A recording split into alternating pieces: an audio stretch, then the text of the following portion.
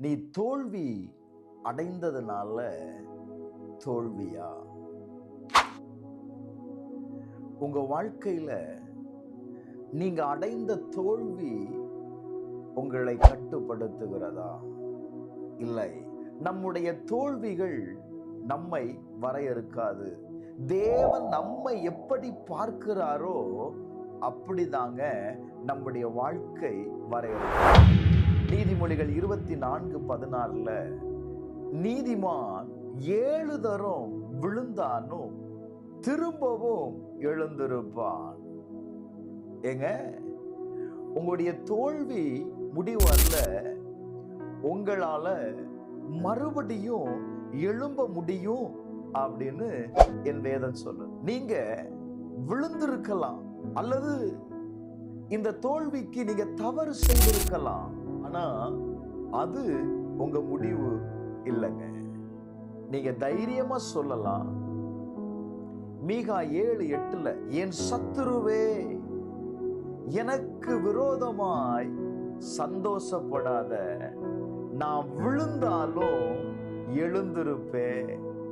நான் இருளில் உட்கார்ந்தால் கர்த்தர் என் வெளிச்சமாய் இருக்கிறார்.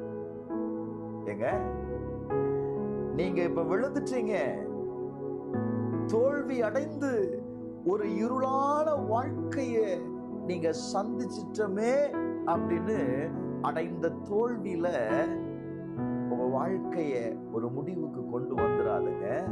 வேதம் சொல்லுது, நீங்க எந்த நிலையில இருந்தாலும் அந்த இடத்துல தேவன் உங்க கூட இருக்கிறாங்களாம். நீ கஷ்டப்படுற அப்படின்னு தெரிஞ்சா உன் சொந்தங்கள், உன்னோடு கூட இருக்கிறவர்கள் உங்களோடு இருக்க மாட்டாங்க.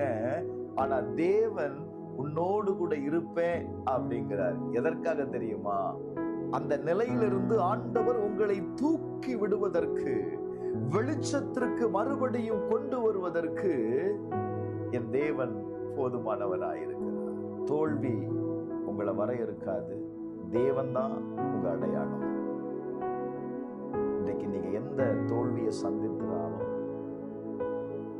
அவராலே மறுபடியும் என் வாழ்க்கைய கட்ட முடியும் அப்படின்னு நம்புனீங்கன்னா, விசுவாசித்தீங்கன்னா, எனக்கு ஒரு ஜெயமுள்ள வாழ்க்கை இருக்கிறது அப்படின்னு நீங்க விசுவாசித்தா கீழே ஆமென்னு டைப் பண்ணுங்க.